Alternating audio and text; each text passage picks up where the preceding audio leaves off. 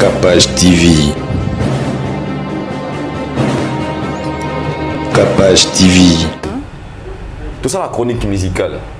Tout ça courir derrière l'actualité.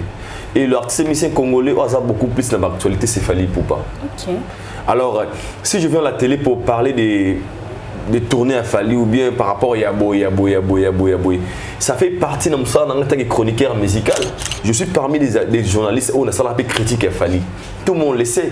Et je critique s'il faut, positif ou négatif. Je fais mes remarques dans le barabas. Je parle parce que c'est tel de mon pays. Quand on parle des tombes dans le disque d'or, il y a Fally Bozon danger, et ça a danger. Ezali, c'est un artiste musicien congolais qui a un disque d'or certifié. Il y a un certifié? Oui. Voir même il Fally na droit chez moi, ils ont des disques d'or. Ils ont certifié, ils ont maillot. Ils ont Snap, parce que c'est pas seulement Snap qui certifié un disque d'or. Snap est certifié en France. Même en Italie, ils ont une maison, ils ont certifié disque d'or. Stratégie. Ils ont fait un disque d'or où ils ont monté. Nous avons fait un disque d'or, disque d'or certifié, oh, il y a un Congo. Le téléphone est $1500. Père n'a pas payé au côté. La famille, donc, s'il y a un pote qui paye, un peu à peine le payer au côté. Copain n'a pas payé au côté. Au salaire a pété. On a câblé à $300. Qu'est-ce cher? iPhone, il y a $1700. Aux ongles. C'est trop difficile de trouver l'amour sincère actuellement. Je parle de Congo par rapport à la conjoncture en Congo. Parce que une femme, qui communique le téléphone, c'est normal. Mais si au Congo, nos filles veulent apparaître,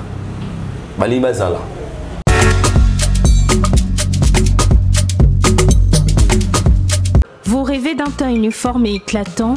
La gamme de produits Rude Beauté vous offre un soin complet pour teint d'ébène et pour teint clair. De la lotion à la vaseline pour lèvres, sans oublier les savons et les sérums pour acné. Sa gamme de produits variés élimine les taches et imperfections de votre peau tout en la gardant éclatante et uniforme. Rude Beauté a eu les sous Cynthia Capache Auto Sokola apakola kama gamme de beauté ya Rude Beauté. Bato nyonso balingi tena bango ezala kaka lokola mwindu ya ngolo.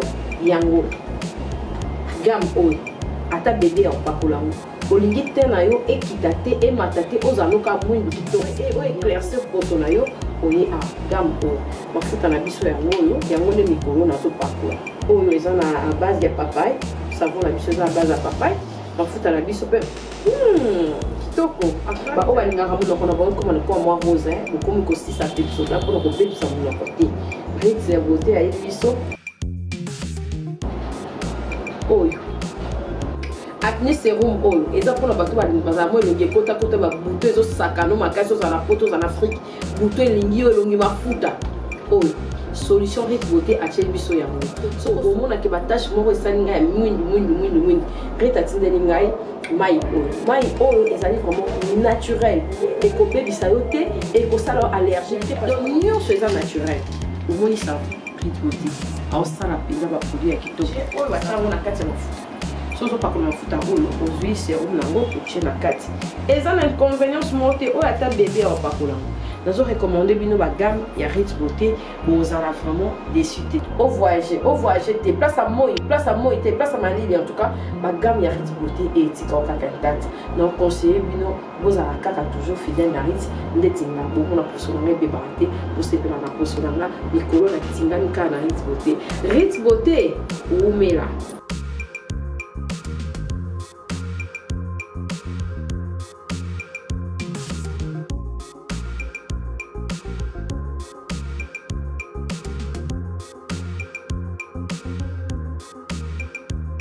Utilisez-les dans vos soins quotidiens pour un résultat sans précédent. Fier de ma peau, fier de Rude Beauté.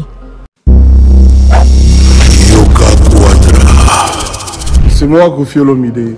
Je vous le dis avec cœur.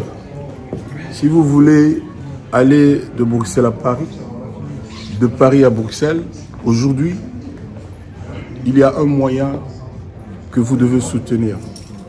Et un moyen que moi je vous recommande, ça s'appelle Neo Tam Tam. C'est fait de main de maître par un Congolais digne de ce nom. Moi j'ai fait l'expérience Et je peux vous dire que l'expérience a été concluante. Donc désormais et dorénavant, pour vos déplacements, si vous voulez faire venir quelqu'un de Paris à Bruxelles, Néo Tam Tam. Déjà, c'est notre devoir dans la diaspora de soutenir les initiatives des compatriotes. C'est comme ça que notre pays retrouvera sa dignité, sa force et sa percussion. Quand tu es belle, tu voyages avec Néo Tam Tam Voyage. Vous m'avez toujours cru, je sais que vous me croyez. OESA 12D, OESA 13, Néo Tam Tam Ndé, Paris, Bruxelles, Bruxelles, Paris.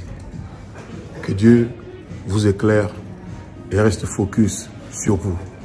Double King, le maître de double demeure, Bossia Moka.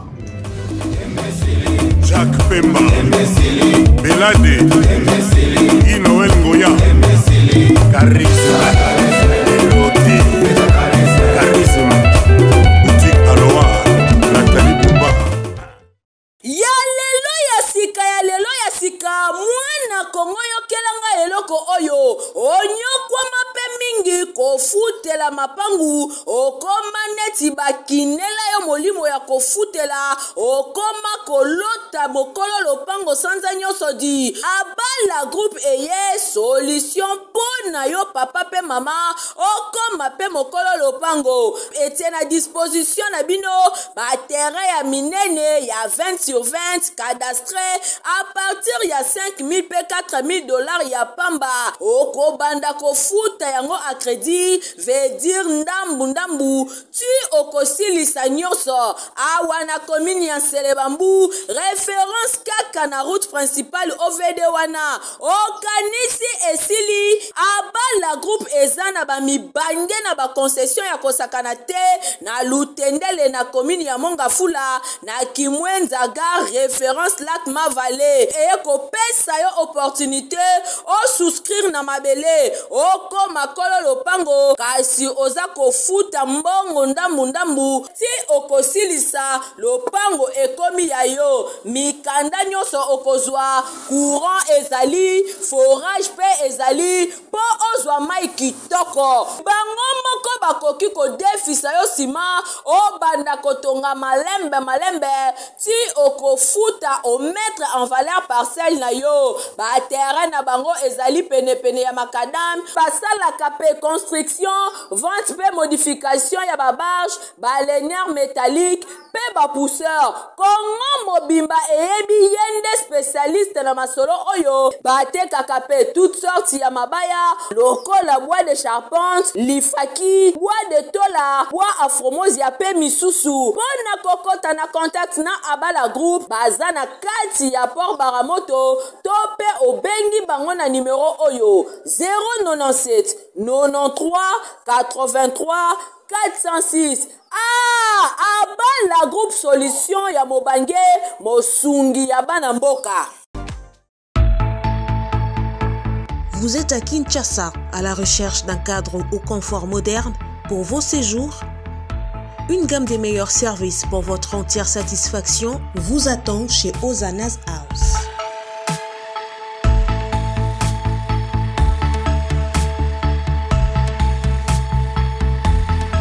Son salon VIP vous offre un espace de travail, de détente et de restauration relaxant, climatisé,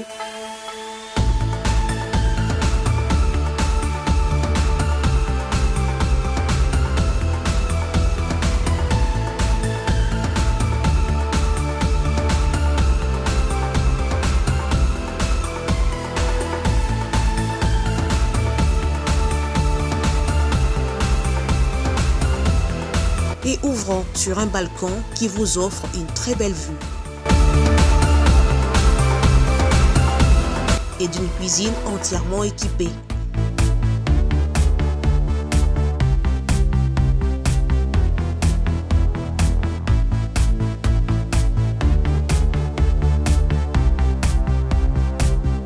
Sublimez votre séjour chez Ozanas House. avec nos chambres confortables, lumineuses, élégantes, donnant accès à une salle de bain bien équipée. Contactez-nous au plus 243 99 24 46 090.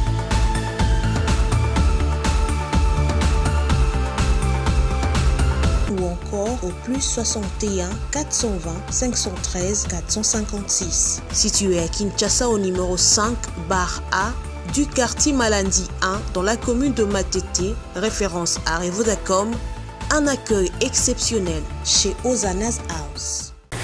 Bienvenue sur ta page télévision. Merci beaucoup na abonnés na biso nyonso, ba fidèles abonnés au bandana biso au bozana biso tilelo et puis ba nouveaux abonnés pe au bozo s'abonner. Bozala wana botombe vraiment la chaîne a bien Kapage télévision là bozo et mon total bozo na meza Rosi Gucci pour na bato ba éviter bato pe ba yebinga déjà na ninga bino tellement makasi toujours ensemble. Toujours Kapage télévision, la chaîne de l'excellence. La petite bambote n'a trop na Joe Mystique derrière. Yene muta asala ki bon mon abiso ba image ya kitoko et puis na yemoko général major Cynthia Kapage, l'équipe technique mobimba ya Kapage télévision. Naza na plateau naza na monter, naza na boye biepé mais vous découvrir tout à l'heure mon jumeau Aïdor Bokwala. Il y a les gars à Pembe. Merci à toi Rosie, salutations à la grande dame Cynthia Kapage. Vraiment on a bien que c'est plus qu'une sœur. Aza parmi bateau autant na Congo Sika. Na habité quoi, c'est vraiment une sœur pour moi et puis Joe Mystique derrière la caméra. L'héros dans l'ombre. À ce moment-là, Kapage télévision à Téléma parce qu'il est parmi les bons soldats à Kapage télévision. Déjà, si tu as dit que tu as Kapage télévision, Kapage, puis à plateau, tu as dit que Kapage, tu as quelque part. Et nous sommes en train d'exercer ça. Je suis très content. Il y a passé l'émission, moi c'est à Pembe, comprenant un peu la grippe. Malheureusement, on n'a pas le choix. Fait que vous avez parlé. Aussi, de l'eau, parce que vous avez parlé dans la mission. La bonne guérison. La bigage déjà. Moi, c'est tout mes non. À part ça, Aïdor, enfin. Na yebi que za warrior attention ko boya on na yebi et puis bato ba tala biso yebi que za warrior na bete eloko ele ka bote fonga mona luka vraiment Aïdor to sola disque d'or enfin. Rectification premièrement. Je ne suis pas warrior, donc je suis un warrior de vie parce que warrior c'est un mot en anglais qui est un guerrier. Je suis un warrior parce que dans ma vie, je sais que je suis un bon guerrier. On a pour ma famille, tout consort. Je suis un warrior. Là, on parle de warrior, de Fali ou pas? Non, on a la continuité. J'aime la culture congolaise, j'aime la musique congolaise. Et Nalingara, artiste et tout, en général. Ça ne me dérangera pas quand tu me parles d'un warrior. On a un warrior, un spiritas, un kofifil, un bobo. Parce que tout ça, la bonne musique, na Congo, na biso, na soutenu naraye. Vu que j'ai fait la chronique musicale, on a obligé yako pour accompagner autour de la musique. Donc ça ne va pas me déranger, mais en général, en vrai dire, je ne suis pas vraiment comme tu peux le dire. Mais on a besoin que tu expliquer bisoté parce que tout le monde a un. Tout le monde a un. Tout le monde a un. Le bel a fallu trop. Mais ce que les gens ne comprennent pas, permettre normalement les lunas à la claire. Ok. Ce que les gens ne comprennent pas aussi. Tout ça, la chronique musicale. Toujours courir derrière l'actualité. Et l'artiste musicien congolais a beaucoup plus dans l'actualité, c'est Fally Ipupa. Ok. Alors, si je viens à la télé pour parler des tournées à Fally ou bien par rapport à Yabo, ça fait partie de mon en tant que chroniqueur musical. Et cela ne me dérange pas. Il y a ni de manière positive parce que c'est un artiste. Sans l'oublier, un warrior. Est-ce qu'on est seulement warrior quand on parle des choses positives au musicien au sala? C'est ça ma talité congolais. Comment classer bon mais si chaîne au Kapage télévision la chaîne Cynthia Kapage bisognon soit aux aba warrior ah ouais bah faire les karaté bah boya vraiment. Moi déjà parce que bino bolobela trop Fally. Non parce que dans la plus on parle des actualités toqué en 2022 depuis janvier tina moi à Lelo qui est cet artiste musicien congolais au azab dans l'actualité belé. C'est Fally Ipupa, sans vexer les autres. ils sont tous la télévision to lobby yango donc comme on est très tôt des fans à Fali et nga le on a message déjà yango na lobara je suis parmi des journalistes on a ça la critique à Fali tout le monde le sait et je critique s'il faut positif ou négatif je fais mes remarques na lobara parce que je parle parce que c'est tel de mon pays il mérite il y a à produire ce que ça la malamu soit on a commissaire ivoirien au commissaire Camerounais au commissaire Gabonais au commissaire la charité bien ordonnée commence par soi-même. Moi je sais que c'est un artiste de mon pays il mérite des acclamations il mérite des applaudissements il mérite je mérité par rapport à le niveau qu'il a aujourd'hui donc ça me dérange pas mais la conscience dans la vie que Naza n'a choqué pour qu'on a fait ensemble. Ah bon? Ou bien bon. Ah, mais quand tu as choqué pour qu'on a fait ensemble. Moi je suis grandi fan à maison mère. Et donc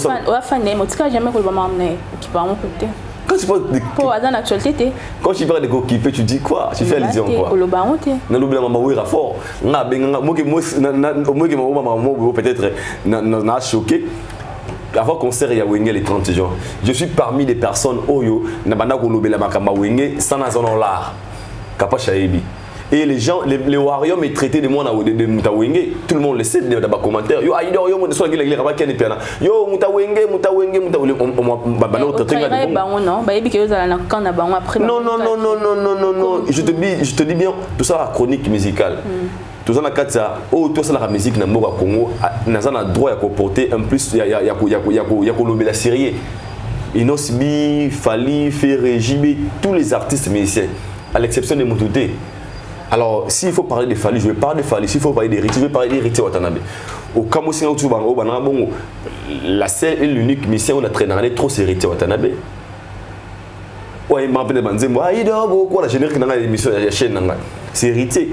Aïda, pourquoi l'anonymat va concert en Afrique du Sud? Ici au Congo, les seules missions de Héritier Watanabe. On a que la chaîne à parler. Mais cela ne me dérange pas de parler de Fali parce que actuellement c'est Fali, ça c'est Fali de face, actuellement c'est Fali. Actuellement on a conscience, mais non, là on a compris. Oui, maintenant parlons des disques d'or, tout le monde dit disque d'or a fallu bimi si ba disque d'or hein. Na ba auto ebel tito tika jamais comme on a tout le monde bimi belé ay d'or. Ba wera ba JB, Kofi, Fabregas, ba TKP. Maintenant, disque d'or il a fallu pourquoi eza batu bazo zo on tika ke ya onde. Ya onde l'équipe a disque nyonso wana ya ba Kofi banani ba disque bien belé. Par exemple, on a sur on a ba réseaux sociaux et tout. Avant de répondre à cette question, on appelle ça salutation spéciale. Et Big Charap na PDG Bouba Songolo Martin na Kata Paris. PDG Bouba Songolo Martin à Paris, c'est vraiment non ba batamte mamne bazali. Ya benga nga ba conseil ya bi petit nanga Aïdor na linga musalo sala kenya na vraiment PDG Bouba Songolo. PDG Bouba Songolo Martin. Na Paris, à Otalabiso, vraiment, m'appelle-nous ça un plaisir. Hier, ça l'a au qualité que mon gars surprise. Mais ça, comme on appelle PDG Bouba Songolo Martin à Paris. Aujourd'hui, nous sommes à Kinshasa. Ton modernisation, ton 21e siècle. Tout est comment au bien à var. Quand on parle de tombi dans le disque d'or, il a fallu besoin danger boé. Et ça a danger été. Ezali c'est un artiste musicien congolais au azul disque d'or certifié. Il y a oui réserve certifié. Oui. Voir même il fallu la droit chez maison des disques d'or. Ils ont certifié des ara mayouya. C'est un disque d'or. Mais choqué bah tu es belé hein. Expliquez bien clairement. Na bi voir même yemo fali na droit chemin après ça que disque d'or azara peka na mulungu abatu wana bazwa liboso ya ba vena biso bansone ya ba Fabregas boye mais ça a certifié té alors disque d'or ya liboso au Congo et recevoir et yambi na kati ya Congo a ya certifié c'est disque d'or de Fali pourquoi vous a certifié par Snap. Laisse-moi faire la parenthèse moi à l'époque où bano pesa ba disque d'or et bien nous andé producteur à le bureau a été 100 000 exemplaires. ils ont mérité à un disque d'or. Et ces producteurs ont un disque d'or par rapport, sans pour autant être affilié à l'organisation, ils ont très bien reconnu dans la France. Tu as la plateforme minée. On disque d'or, on est à la maison de production. Ok, merci. Ils ont Capach Production. À Bineza Bongo, on va produire journaliste, on va produire Joe Mystique. Joe Mystique, je reçois 100 000 filles à 10 émissions de disque d'or. Et Kokia Pessier. Ils ont capacité d'appréciation. Ils ont certifié en fait. Au combat, ils disque d'or bien certifié. Ok. Ils ont la moto à permis de conduire. On a fait une parenthèse. On a fait une parenthèse. On a fait une parenthèse. On a fait ici dans notre tamboura. Si on a fait une parenthèse, on a fait une parenthèse. On a permis de permis de attention à Yoville. Ça, c'est un cybercafé. Ok, c'est le permis. Si on a si les frères Kanyo, jour là, Kanyo, là, qui s'est engagé, on a mis un côté. Article les cas. Ils ont permis de conduire, ils ont permis, mais ils ont permis vraiment valable. Ça a un ministère de transport. Mais ça a permis de se tomber dans permis. Ça nous permettrait de se déplacer, mais ça a un système. Ok. Les gens ont un disque d'or. Bien sûr, ils ont un disque d'or. Mais ça a certifié par Snap. Exactement, Snap, parce que c'est pas seulement Snap qui certifié par disque d'or. Snap est certifié en France. Même en Italie, ils ont une maison qui certifié disque d'or. Mais nous on parle de la France parce que Snap est la France. Alors on te dit que la musique est basée dans la France. Les France, il y a musique parce que nous sommes des francophones, il faut dire la vérité. Nous avons beaucoup plus consommé par la France. Pour preuve, Salle Métique, Bercy, Olympe, c'est la France. Alors, à l'époque, le producteur va ministère na bango disque d'or. Et donc c'est mérite. Mérite. Et là on a condamné dans tout ça c'est quoi? Ils ont dit que le producteur wana bazaki pe au courant que Snap ça peut exister. Ça s'est passé comment? Producteur musicien producteur PC bon. A comment ça la suivi à vente. Le reste est musicien natif dans la côté. Producteur ça m'a amené ndenge na yemo kwa talika na ko 100 000 exemplaires na aye pas musicien bi au disque d'or. Mais aujourd'hui dans le 21e siècle c'est plus le cas. C'est maintenant que quand tu signes un contrat avec une maison de production, on a comme qu'on l'a là-bas vente par des streams pour le Snap maximum stream. On a par des ventes physiques. Au moins qu'il y a un bon niveau dans la commune un nombre boyé. Pour les lots ceux qui tout le disque d'or il fallait ça certifié parce que ils a disque d'or oyo disque na et fouta taxe na France. Pourquoi certifié? Parce que Snap ils allaient reconnu en France au cause en tant qu'octroyé disque d'or na artiste musicien. Vous voyez un peu. Alors fallait pour nous quand on parle qu'il est le premier artiste musicien à cause de disque d'or certifié, c'est parce que à quelle norme où est sengeli pour son nous faisons la carte de crédit on faisant un citoyen français. France va reconnaître que nous avons un citoyen français. Il y a une procédure. Donc ce n'est pas ils ont le droit de m'enquêter. Donc si les personnes à comme le niveau 50 000 exemplaires, il faut qu'on y maille. Il faut un citoyen français. Mais quand même, Aïdor, il fallait pour pas artiste musicien, néné ambo cannabis, sur côté na réseau na Instagram, nous on a plus de 4 millions d'abonnés. Mais pourquoi pour na azwa disque d'or wana ezui 5 ans et 3 mois, ça tu peux calculer bien. Ezui bané belé bon point. Il y a beaucoup de gens qui monté, ça va musicien sous bazwa après 7 ans. Nous sommes après 4 ans, nous sommes après 7 ans. À ça il y a mon côté. Il y en a des personnes simplement obéables. Disque d'or sera octroyé par rapport aux ventes aux abonnés et aux abonnés en France. Surtout que dans la vente générale, déjà fallu à Tekara 3, Tekara na Côte d'Ivoire, Tekara na Belgique, Tekara partout dans le pays.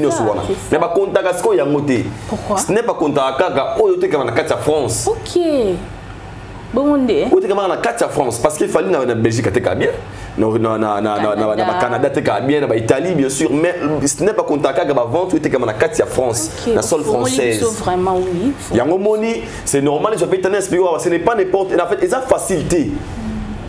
Badajou, on va vendre en France, on va mettre Gims, après 3 mois, parce que ce sont des Français, consommés par des Français purs, Français dans la carte bleue, dans la carte de crédit, mais nous, c'est difficile, c'est différent, on va fallu. fallait les fanatiques congolais qui ne sont peut-être pas intégrés à fanatiques en fait c'est une chose pour n'engager non là c'est une personne à féliciter. Crois-moi, c'est pas parce que pour moi je dirais pas que Fally il est plus grand que tous les artistes musiciens Congo. Je ne dirais pas, j'ai jamais arrivé à ces points. Mais c'est une personne à féliciter parce que il a bien compris le système DG. Il y a un moment où il a très bien intégré. Update, à comprendre le système DG des autres tambours là. À comprendre que mais c'est pour Instagram, mais c'est pour pour affilié dans Snap pour le piper dans ça que non, dans disque d'or aux certifié, aux que il y a le coup je peux dire dans le bon. Parce qu'aujourd'hui tout le monde peut pas avoir le disque d'or. On a plein de produits, mais c'est moi, la télé, on a 50 000 exemplaires. On a bien un disque d'or. Est-ce que le disque d'or, ils ont vraiment mérité ma valeur? Ils ont mérité ma valeur. Je ne crois pas. Mais le Messier, il a bien travaillé, il a brûlé des étapes. Il faut vous féliciter parce que c'est un enfant de Bandal. Tu vas de 0 en héros. À Outina Bandalungwa, Musikana. À comprendre le système léger. Aujourd'hui, les gens se disent oh, grâce à Nauru, tu es featuring des sauveurs, Nino, Banane, Baneso, Banane, on va battre Bakombo Bele. MHD, Ayana Kamura. On a félicitations. Il y a des artistes. Il y a disque d'or, moi 500. Fally payer assistant à MHD des disques de platine. Fally assistant Damso disque d'or. Akina ba ko système amuti moi za congolais ya mona congolais za rande nini nula ti noir boy no ya sana ngodi so mona ba ke ngani nga noir te noir na moyo parce que ça na ngoti so moni muninga na marque X yeta mona moto mais nga ba karona linga ngoti mula na ba carte mona marque X c'est parce que azana ngoti voyez alors congolais ko apprécier le qu'on a facilité alingaka critique ceux qui disent que c'est par des featuring qu'il fallait à disque d'or. Ok, avant Fally, il y a des gens qui ont fait des featuring à Moko au Congo. Pour votre information, Snap est bandé depuis 1922 et ça lit 100 ans, un siècle. En 2022, depuis Excess Snap. Depuis la nuit des temps, Batu Babanaga Kobeta musique dans le Congo. Tout le monde va faire son bêta à Bercy, c'est Olympia, bien sûr. Vous avez consommer en France, mais la chance aux disques d'or certifiés par Snap. Alors pourquoi tu auras des disques d'or, il y a une raison, il y a excuse, ce n'est pas important. Chose regrettable, Fally pour pas jouer disque d'or, mais autant que Anna, grand frère, il y a des collègues, musiciens à Congo, même tout le monde t'a posté en haut. C'est pas obligatoire. Félicitations, c'est pas obligatoire, mais quand même, et ça, là, moi, bien posté, Fally pour pas félicitations et tout. Plus et dans des critiques, plus et dans des comparaisons. Permets-moi de dire ceci, c'est pas obligatoire. Et pourquoi? Soit comme Gozela, et ça le père n'angano banana. Non, Zela ngote. Il y a un père n'angano banana boy. Mais Abi. ça là bien. Soit pesi Gozela merci te. Parce que anglais balbaka expectation hurt. Expectation hurt, c'est ça quoi? Gozela et Zokisaka. Ko espérer et Zokisaka. Tout ce qu'on espère pas mutu et puis ça muta comme azoka. Pour ça qu'on espérer pendant les abongo Rosinda bongo aïda on a bongo faut kabila chemise. Fait que on peut chemise ôter pour comme sur ma passe. Parce que on espérer que ozo ngo pendant là. Si ko Fally n'a pas besoin il y a félicitations à tout mususu. Aux important c'est qu'il a fait chacun de nous si quand vous allez te comprendre il y a eu disque d'or. Qu'est-ce qu'il a fait pour arriver à ce point? Qu'est-ce qu'il faut de ça là plutôt comme le rôle là? Des fois, il faut copier des bonnes choses. Pour ça, comment c'est la félicitations trop inabattemélé. Ah, on m'a fait rigoler. C'est on fait à côté de prison. Il y a des gens qui ont posté fait rigoler. Il y a des gens qui n'ont pas aussi posté. Il y a des posté qui fait arrêter. Comment on inabattemélé? Il faut comme la poire on y a le j'ai pas besoin de ça. Aux importants, c'est ce que je méritais.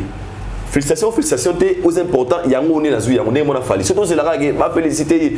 On risquera, il y a des musiciens parce que normalement, ils peuvent aussi le faire, mais ils ne se sont pas obligés.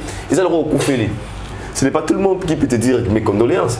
C'est pas lingi c'est surtout c'est la bonne chose copier la condoléance c'était non c'est important au perdre on va passer aux condoléances on va présenter ma condoléance pour nous c'est bon on va souhaiter peut-être qu'on a bango peut-être ba ba ça là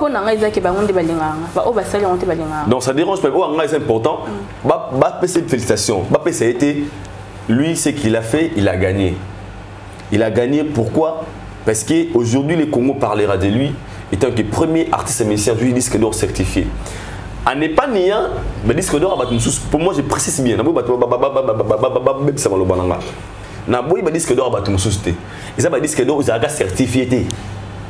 Au producteur, il a disque d'or.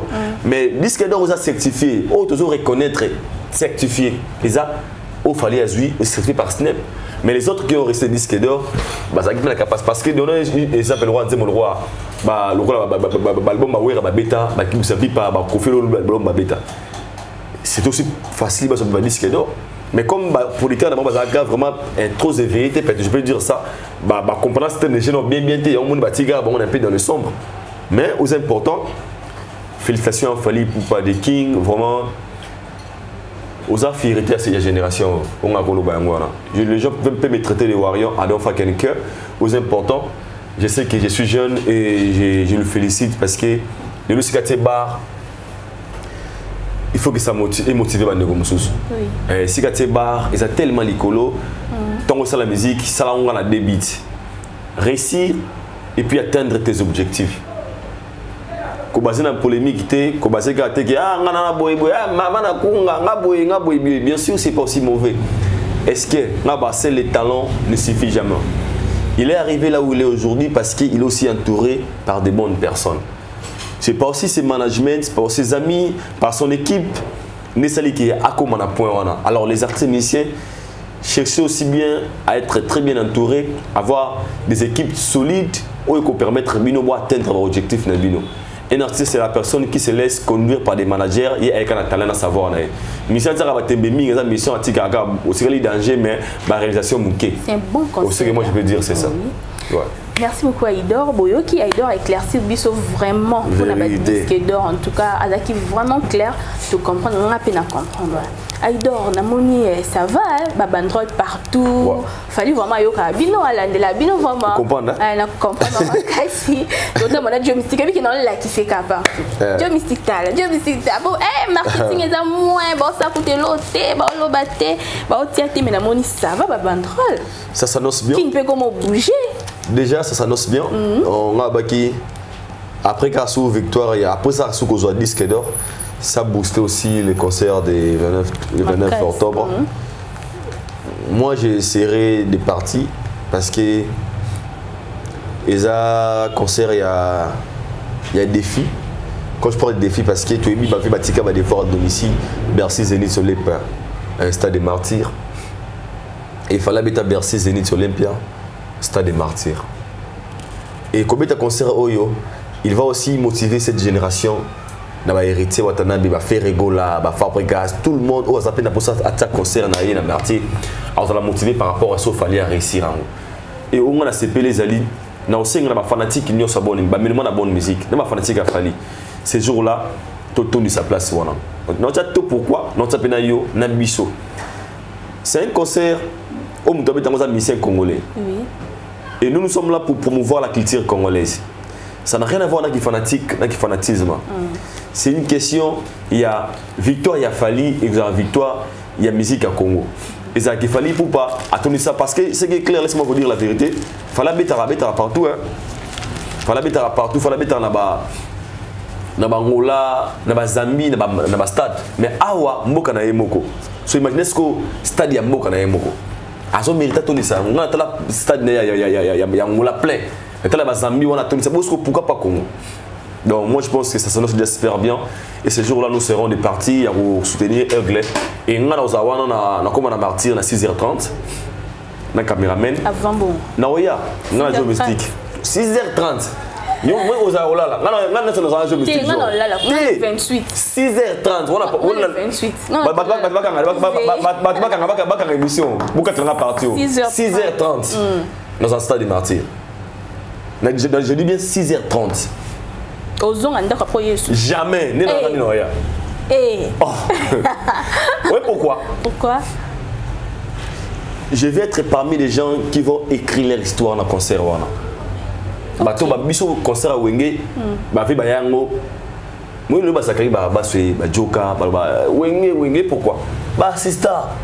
que média il y a concert à Wenge à Fier so on a la chance dans la média na concert il a fallu pour pas martyr au niveau honneur voilà donc je suis obligé de venir très tôt na osabiko ba na osala micro émission avant batba yanabi il est 6h30 minutes l'heure de Kinshasa. Nous sommes au stade des Martyrs avec Joe Mystique derrière la caméra. Tu tournes le stade où on a la caméra.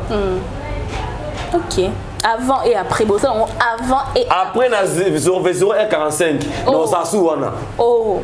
Oh, non, c'est vérité. Ma mari n'a rien à dévoiler, c'est que Martin va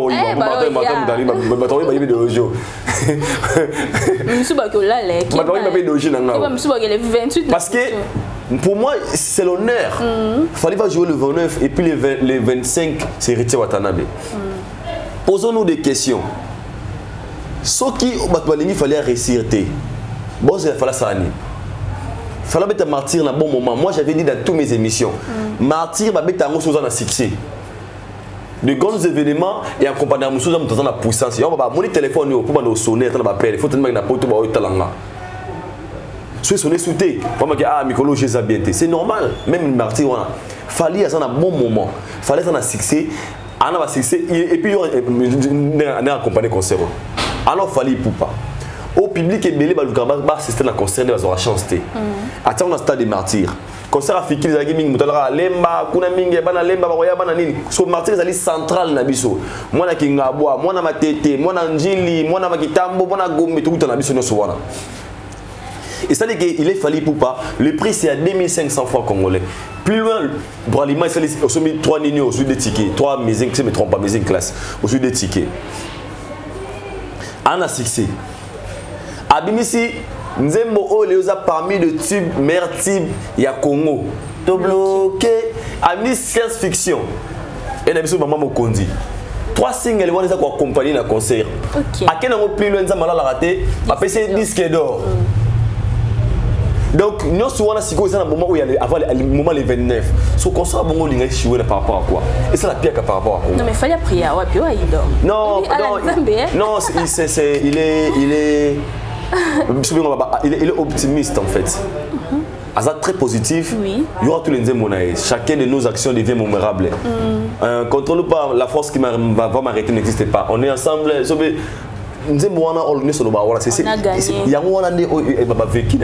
Alors moi je le félicite. Mon modèle, modèle il y a génération où il par exemple on a vu que les 25 le 29 octobre Kalaming était à fallait pour porter sango to sala wana pour leur soutenir il est to soutenir héritier watana mais soutenir rapé ba na biso awenge il to soutenir c'est le 29 la même date. Le 29 octobre et puis le 25 décembre, le suspect. Malheureusement, je vois c'est le moment dans la martyr. La martyr comment? Quand le 29, ah, oui, le 25, vous n'allez pas voir. Non, ça va pas. Dans la limousin. Malheureusement. Mais tout le monde n'a ni affiche, ni banderole, le loté. Ah, le baka est moko. Moi, je lui condamne pas, c'est un stratège. Mais pourquoi est-ce qu'on choisir quelqu'un date au baninga bobeta? Parce que c'est que le monde ne va pas. Avec ton blanc, ok. Donc, à la stratégie. Nous avons fait un disque d'or où il y a un monté. Nous avons fait un disque d'or où il y a un zoaté. Disque d'or certifié où il y a un monté dans le Congo. Tu vois un peu? Alors, tout ça, la monnaie, c'est un stratège, et puis c'est normal. Ce qui est important, crois-moi, laisse-moi vous dire la vérité. Fali, il mérite. On est bien. Ce n'est pas qu'il est le meilleur de tous les artistes musiciens congolais. Il n'est pas le meilleur de tous les artistes parce qu'il est Koufia vivant, Jiba vivant, Ouera vivant, Touba vivant. Mais à cette époque, c'est lui qui chapeaute. À ce moment, à cet instant, le Bézapé, vous avez être Gaz Maouete, le vous avez être Général Massika, Manino, pour les Oyo, Rouge. Si c'est un raté. Mais pour l'instant, c'est lui. Il a aidé. Fallait. Merci. Merci beaucoup Aïdor, éclairci vraiment la nuance. En tout cas, tout ça va être il fallait vraiment azomer. T'es joué à la moteur, fan de Soya, Spiritas, Gaulois, moi la maison, mais toi jeune, à soutenir l'artiste. En tout cas, te soutenir, il fallait sans micro. Azo mérité vraiment. Il mérite. Oui. Aïdor, tu es tout comme Danasuka, mais Aïdor. N'a pas été dans constant à Kin, cela on a des filles à Kin, on a des garçons à Kin surtout. Est-ce que moi c'est cause de la propre Il y a des salles aux Arabes, tu vas traiter des putes, soit mon café dans la bien, de la tête aux pieds, dans l'année propre et tout. Ah, bah garçon, hein, pour mimer dans la bille, on a pas tonton, ah, c'est qu'elle a pute, c'est qu'elle a la cop, ça la deal. Ça dépend. Quand je parle de ça dépend, permettre de faire une parenthèse, moi. Oui.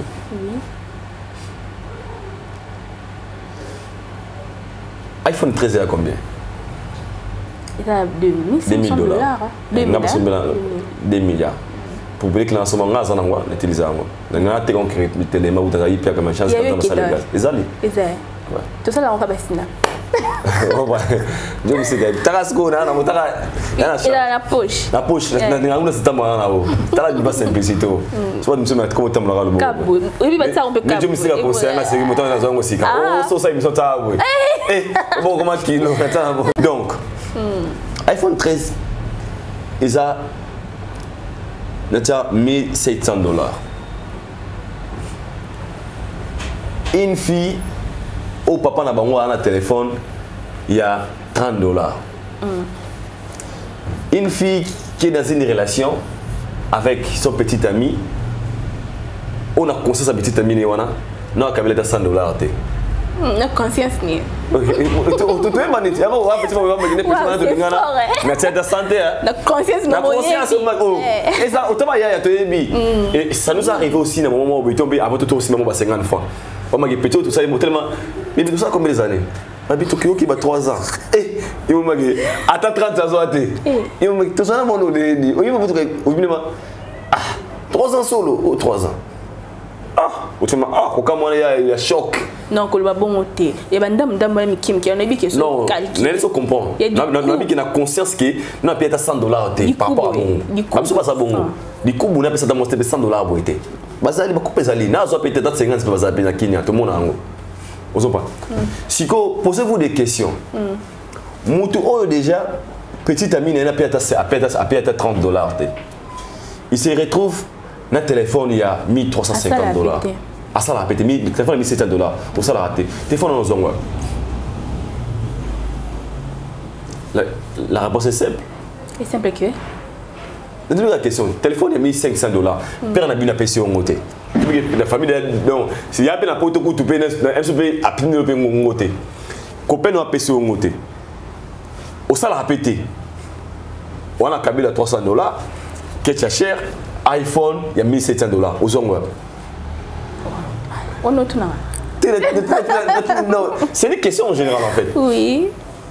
Donc, des fois, les gens traitent ce genre de femmes comme ça parce qu'ils vivent la réalité. On se pose des questions. Mon envie voir na Moutoué. Ah, il y a par rapport à Rotier Boro à 1700 $. Et puis Claire, après c'est pémoté. Ah, petit au sou qui cabelo. Pour toi, ma cabelo aux adhérents 50. Pour toi, il m'a pris. Toi, il m'a pris. Oui, vrai. Ou adhérents 50 balles. Téléphone 1700. Puis toi, on a 2000 $ on a poche, on a beaucoup. On a 2500. Mais ton petit ami a conseillé qu'il y a 50 aux ratés. Là, on doit voir. Bah, pointeur peut bazar. Pointeur, c'est quoi? Ah, tu m'apprends aujourd'hui. Ouais. Moi, oui, attends, bah fan non. Tout le temps, et puis c'est simple. Bah fan nanga. Il y a jeune garçon. Ouais. Pourquoi pas? Ah ça la se connaît. Oh, ça comme ça né. Après ça, ça se connaît. Non. Sans problème, encore cabelo, oui, pourquoi pas? iPhone 13. Pourquoi pas, oui. Anniversaire, Cadeau. Anniversaire, ou bien aloka.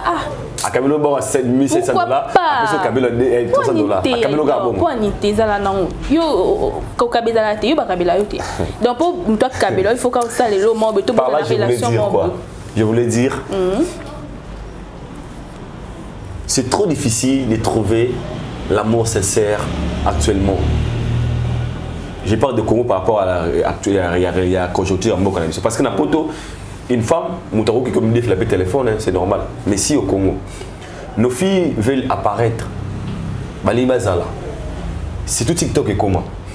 Ma fille m'a influencé. C'est eux qui influencent nos petites sœurs. Et à Souké, il faut boire comme Kamela Boyozu a payé à sa vidéo iPhone 13. Alors que vivre à ce qu'on a Christian. Christian d'abord, c'est attrape, s'il travaille, il va mettre 200 ou 250. Déjà, c'est pratiquement impossible, c'est trop dit, mais c'est trop difficile que Christian à quoi consommer le téléphone na valeur ya $1,700. Ce pour les Christian, au sein du téléphone à $1,700, que soit ça pour créer, ça l'avenir, ça la lobby na bolinga moulai, aussi chargé été. Alors ce téléphone autant on a bien aux on a ma casse on a, ce que par on va s'en côté, maintenant le moto zone ouais. Donc je réponds à ma connaissance. Ma connaissance, merci. Donc pour clôturer, moi déjà je ne traite, j'ai jarabatoté et na tire nanga. Pourquoi? Un jour, na va na terrasse ma autobaye chicha, na Mike, na moni master papa ça va venir kuna venir. Tu vas n'ga boué. Na tiba iPhone nga boué. Voilà 11 na 13.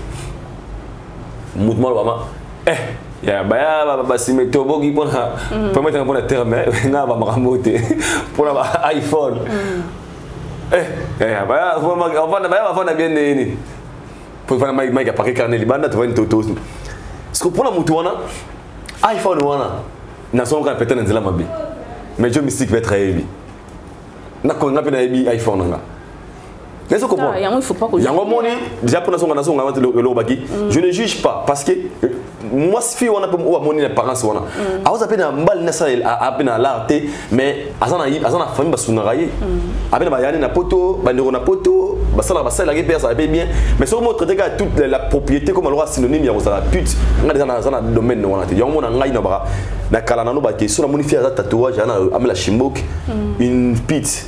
Maintenant, en Afrique ici, déjà des ratements, tout le monde change. Donc, on va moi si, mais la chimbo qui a tatouage beaucoup plein. Pour les gens, ils ont son apparence. Pour les gens qui me traitent avec mes cheveux comme ça, me traitent de voyous. De boucle d'oreille. Boucle d'oreille, un voyou. Mais la couvrir, vie dans la conscience, je ne suis pas voyou. Je suis un gars très bien éduqué. Quand je vais être très bien éduqué, l'homme dans la salle raté. Dans le principe de vie, on se respecte. Mais nous sommes par rapport à mon apparence, à mon gars, j'ai un aboué, mettons à approcher. Ah, vous avez un débouille. Oh, il ne faut jamais juger. Mais, étant que ma sœur a vu ça, le belé n'est beaucoup moins vie à ma lamoté. Et belé, bon, vie à ma lamoté. Bon, belé, va être d'accord. Et belé, ça, deal. Et quand on a dit, on a dit, on a dit, on a dit, on a dit, son marché nini. Et Chanza, comment il y a mon j'ai des amis. Oh, bah tu n'as pas de téléphone, il faut téléphone, à la 7 photos. Bah tu n'es lié.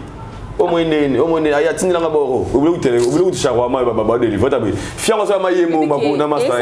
Et puis là, bon, il y a des copes. Et puis tant qu'il y a bon, il y a des gens qui ont mémélité. Avant les gars, vous soyez moi, vous me le trois ya. Oh mais Anine, ah mais là, attends,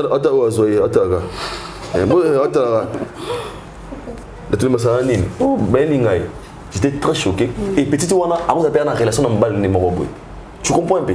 Il a un mec, mais il est venu faire des trucs au bal peut-être. Et puis il y a ça là, et comment ça, ça s'est fait à 10h, 11h, 12h, 13h, 10h, ou 16h. Oui, bah, heure en année pour ça là. Oh, mais on est des amis dans le monde à milliers. On a pratique quoi, mais. T'es dans ça la montée. On m'a jamais délivré une femme. Jamais, depuis qu'on a beaucoup depuis Nabotama. Mais John a habité, nous avons 17h. Et puis 17h, on a Azan à Pointe. Mais de 10h à 17h, elle a fait l'opération. Elle a eu 1000, elle a eu 20 et puis le plus pur, il faut faire très attention. Moi, je vais lire à moi, c'était. Un vrai homme, moi, ça a été. Surtout quand vous êtes dans des relations où on a comme une sérieuse qui est officielle et Kobali. Sauf moi, ça rappelle un bébé, ils ont 20 ans, ils ont une. Allez, son bon, il y a Christian. Non, il faut tout nager bon wapi. Ah, tu vois bon aïe. N'a bandé ce logo. Un vrai homme, Asa mbala vanda raté qui petit moi boye, beaucoup na butu, beaucoup na masno boye. Bébé na soma masanga. Na sa boye boye. Laisse nga. Il est qu'on est. Parce que bon, on a bon wa qui négocie la ngo toka na moi. Et puis comment ba mbongo kanga mobali. Yo mona ya ko se s'épanouir parce que au lieu là moi sinon ça on est ma bé. Un vrai homme, il faut ça l'effort pour avoir une position de la vie. Ou pas dépendre d'une femme. Parce que moi ça peut ça aussi. Oh bébé, pour le mot,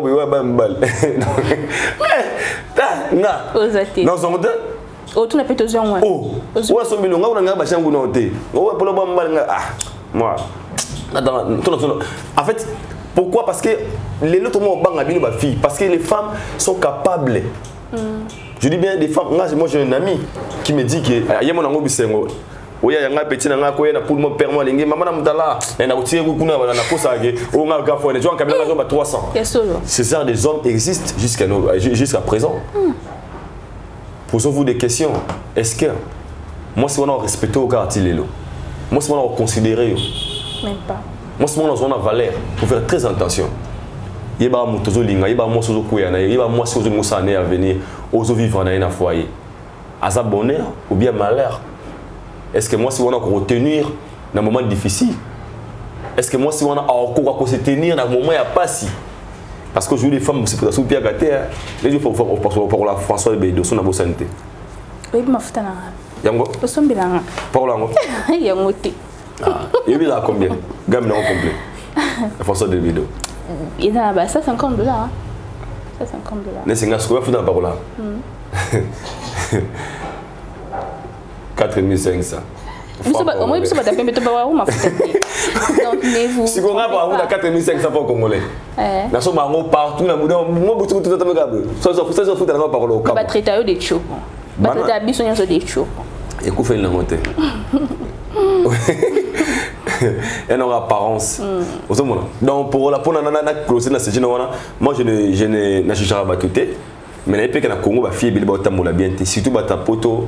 Le fille balinga mbala poto, le fille balinga influence, le fille balinga kana mbal mobo et anakar, nous sommes anakar ma pesa pe le côté. Après on peut le côté, nous sommes pas succès, il te donne sur rien. Le contraire. Ah tiens, si j'ai un papa, ils sont tous arabes victimes de kala. Si j'ai un vraiment ça la passe surtout nous on est où t'as pas un binomi bal. T'es la base. Au moins la vraiment t'es. Au moins tout tient dans bata poto, au moins vraiment tout le monde ba ebiso. Na linga na c'est bolingo ku to ebiso non ya kin kala tete ozana yo pardon non non ko ba jana comme là tout non non zana yo ta niveau et ça la passe oui et m'a les belé après bazana et jamais tout le monde a coûté tant au niveau qui sont vraiment ok ti ça yo oui ben ça passe une fois de vendre quelque part na est-ce qu'on a été na vana ba frère na ngana te mina ta crédit na shop mo ezala wana mutu ana kamiso patikana numéro na ebité aidon na zonga ndaku na vandi non avant na zonga na ba 18 ba 20h bo na mon numéro be banzo benganga te maki na lena petite amie na tele numéro ko ni mwana mbeza te na tikina na zonga ndaku téléphone ekangami lobi na tonga na charger téléphone et faut moi mi na rappeler numéro na allô oh bonjour oh nazana absence qu'on a la 24 itaga côté mushiwana yaka siko eza nani yo nani oh tu zaki no lobby na 24 ngapa na zaki na 24 après ça na vendre tu zaki no lobby na 24 ah na tout ce qu'on a vendre na ba frère na tuni wana ya hiki oh te oh nani tu zaki no lobby na 24 ya na moi l'arme beza awa to ça ma solo et I don't salanga quoi je me demandais et ça n'a pas ça va j'ai opéré sur la place des alaki tant que n'a zaki na psi comment muto zo ibisa azu maman téléphone comme gagner la muto au monya zantumba muto na kasi téléphone et soit ngam je l'attendais quand na lataka oh parce que des fois minimum bobo s'exposer et soit ngam quoi idole soit la bino ba yo so comme na vraiment rosi boé na vanda na bien là na sérieux ma caisse bébé mutu et na bato pas traiter que fio à ça la code à moins sérieux c'est normal mais c'est important faut garder ba principe et puis faut la discipliner c'est tout on a besoin de conseils à moi parce que après cette jeunesse toi la vieillesse toi on a continué ta vie mutu mo te benga ma belle fille na âge de 50 ans. Belle fille à la soutien. Belle femme. Belle fille à 50 ans à la soutien. Belle femme peut-être. Donc, qui te remonte les amours. Moi, je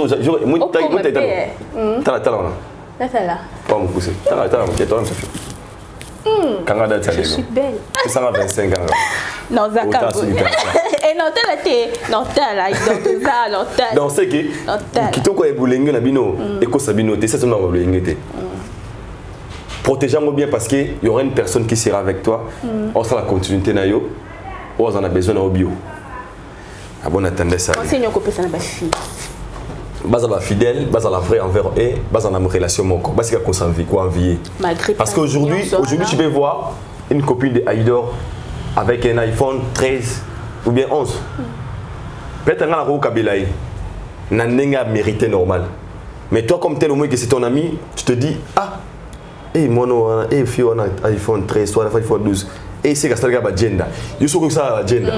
Donc pour na quoi envier, il y aura quoi peine mbeba. Bien toi bateau tout ça là. Dans la vie, tu es banité vie une famille ngate. Peut-être à part ça on a famille nana ba soutien quelque part. So mi kotala ko manrolanga, c'est par là que les choses commencent mal. Yo on a ba PDG. Nasi bosigo. Tanasi boy. Tanasi bosigo. Nana PDG Bouba Songolo Martin. PDG Bouba Songolo Martin. Est-ce que vous venez que en fait c'est un papa OK alinganga tellement trop. Le PDG Bouba Songolo Martin. On va dire que vous avez de rien tonné oh détonné. Ah petit la mikolo a té na faut changer car on a zoa car boy. Ton moi ce que bon ah bah il aussi qui boy. Donc quand on a envie c'est par là que la vie des gens devient difficile. Contente-toi de ce que tu as. So lingaka li pano il y a 100 francs dans liara on a relation na yo parce que un jour Dieu peut tout changer.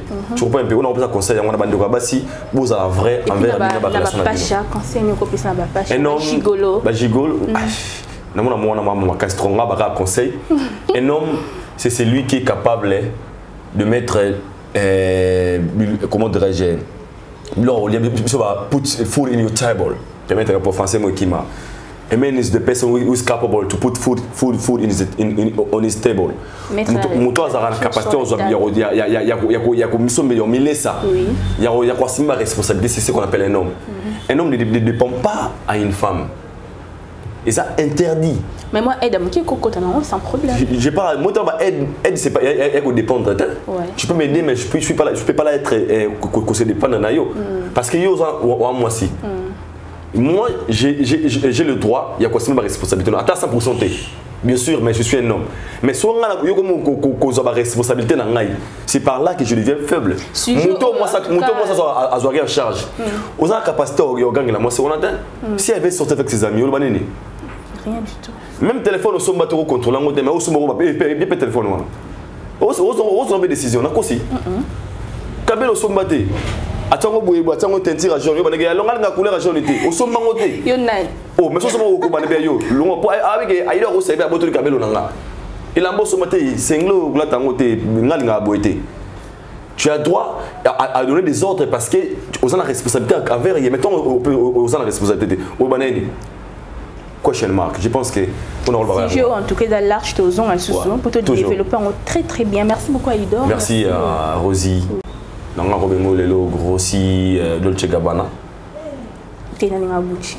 Rosie Grossi merci beaucoup à toi on attend et puis salutation spéciale à ma sœur chérie Cynthia Kapache vraiment c'est parmi des femmes internet oyo je l'aime beaucoup la ligne fort c'est vraiment c'est une sœur Cynthia Kapache d'abord pas de problème Fondation Passion et Compassion Fondation Passion et Compassion Clémence Kibong et NK le 3 novembre oyo première action de la ville à Kinshasa je pense que tu bien avec Kapache Télévision la Fondation Passion et Compassion Clémence Kibong et NK donc maman Clémence Kibong et NK vraiment merci pour la confiance parce que je suis l'ambassadeur il y a Fondation Awa le millionnaire congolais Yannick Kini il est le seul l'unique millionnaire congolais il nous suit Trésor Mouchi lobby de Nakata Kinshasa déjà Trésor Mouchi à dollar les Terminators lobby Kinshasa tombé Batoto Balinganga je vous aime beaucoup vous s'abonner massivement à Aïdor Media TV cette émission spéciale à Joe Mystique derrière la caméra et puis